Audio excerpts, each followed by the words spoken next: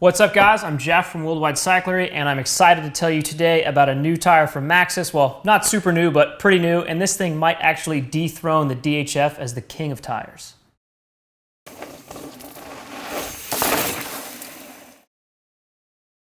So this tire is the Maxxis Assegai.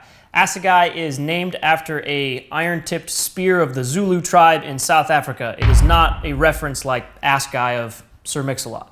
I like big butts and I cannot lie. You other brothers can't deny. This tire came out, I think, about a year ago. It was a project Maxxis did with Greg Minnaar. Greg Minnaar, if you're not familiar with him, is the GOAT of downhill racing, the greatest of all time. He's like one of the most amazing human beings on the planet on a bicycle, and he's got endless World Cup titles. Dude's absolutely incredible. He's a native South African. He worked with Maxxis to design this tire, and I think he's already got World Cup wins on it.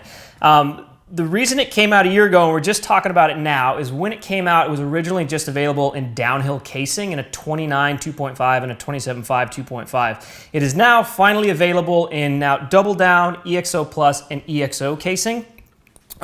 Why that's important is because now you can put it on your normal trail bike with those casings. The way the weights go, so the downhill casing's pretty heavy. It's like 1350 grams for the 29er.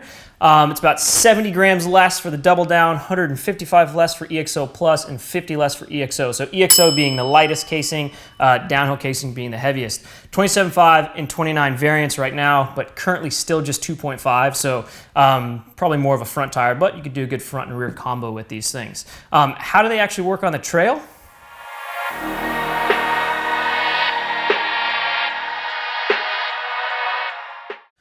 On trail, initial impressions, I was pretty just astonished with these things. So I've got a good amount of time on them now. So has a bunch of other people here at the shop, and it's kind of like a unanimous agreement that everyone absolutely loves them and feels like it's the grippiest tire they've ever ridden.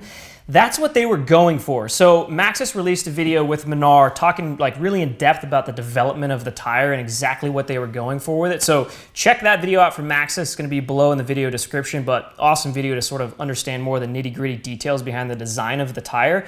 Basically what they were looking for was not rolling speed. They were looking for just pure utter traction, and they were also looking for sort of like versatility, something that could go longer into wet terrain without having to switch to something like a shorty, but still be a super grippy tire in that sort of loamy stuff, but also like really good in dust. So something that's like super versatile and designed around downhill World Cup racing. And downhill World Cup racing, the name of the game is traction, and that's definitely what you notice with this thing. On a trail bike, you can kind of feel like it does roll a bit slow. It's a heavier tire. It's got a lot of knobs packed in there. It's got really soft rubber. But when you get this thing up to speed on a downhill, it's just astonishing how much grip it has. I definitely feel like it's probably the grippiest tire I've ever ridden. I haven't tested it in like really sloppy mud yet because there's not a ton of that where I'm riding mostly, so I don't have a review on it just there.